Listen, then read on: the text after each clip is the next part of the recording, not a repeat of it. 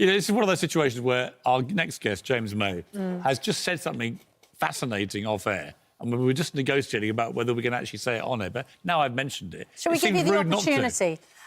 You were talking about great crashes you've had, and one of them involved a plane. Yes. I don't know why I said that. That was really idiotic, to you especially. I mean, you were asking me if I'd ever how many near-fatal car crashes I've had, and I'm saying you don't know. How do you know if it's near-fatal? It either was or it wasn't. And if it had been, then you wouldn't be here to debate it. Except my point was, because we were talking about the fact that, you know, getting older, ageing is a blessing, consider the alternative. Very generous. So I was interested, I was interested in whether you'd ever been that close, as some of the people you've worked with have been. Richard Hammond, you mean, yes. And doctors usually tell you if you might have died or not. But it turned out the nearest you've come was the helm of a plane. What happened? I crashed it, Piers. It's as simple as that. Where? What was it? Where did you crash it? On the runway. I was...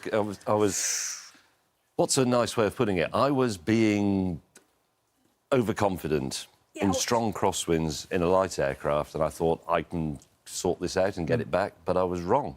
So it ended up upside down, and I had to... Seriously? Yeah. Upside down? And did you think, as you were coming down, this could be it?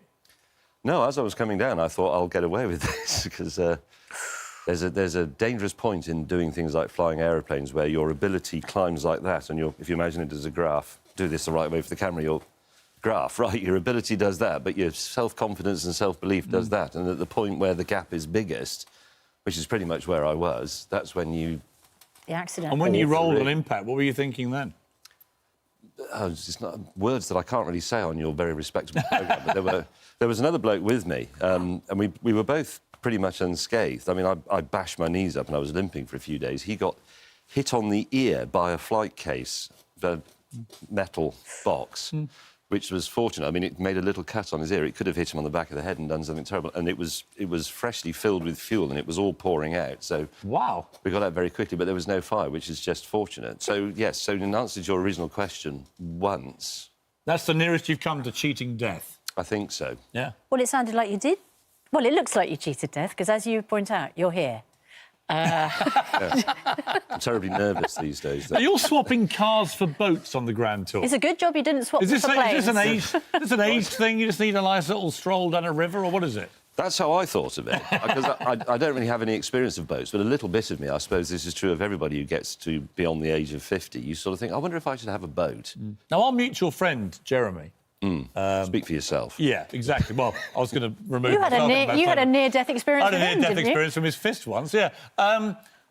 How is he? Can't avert that. He's become an eco-warrior. What's going on? Are you joining this? Well, I don't know that he's become an eco-warrior. Climate change is a reality. We can argue the reasons for it and the effects and what we do about it, but I think it's a matter of statistical fact that the climate changes and has done for But he's always been very sort of scathing and mocking, and he seems to have come round because of an experience, actually, while you guys were filming.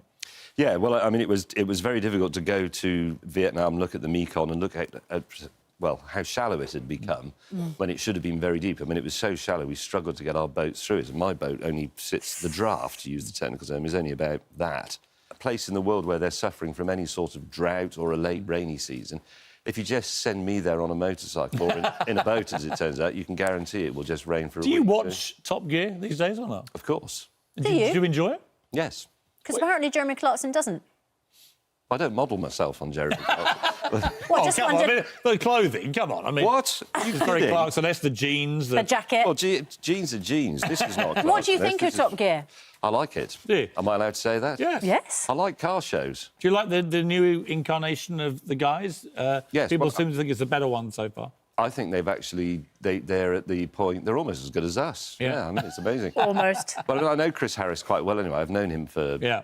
God, 30 years, probably. So, yeah, I like it. And I like watching car shows, and I don't see why it's a problem to have two big car shows. No, absolutely not. Now, people are wondering, why have you got this massive scale electric thing? Well, obviously, because you do a car show, we thought it would just be ridiculously predictable. Just before you do that, can I just say the Grand Tour... It's got a slightly dodgy name, isn't it? Yeah, that wasn't my idea either. Up you get. We've also got a little something for Susanna. Oh, happy birthday, Susanna. Quick, we've got the race to do. Thank you so much. Yeah, happy birthday. Thank you. I'll just Quick, smash James, my face into that. There we go. Let's go. Here we go. Let's go. Was it not on? It's You not have to on. turn it on. 2, What's going on? 1, Go. and go when you're The ready. Grand Tour is on Amazon Prime. It is on Amazon. Oh. No, Whose is that? Mine? that was yours, yes, I'm winning.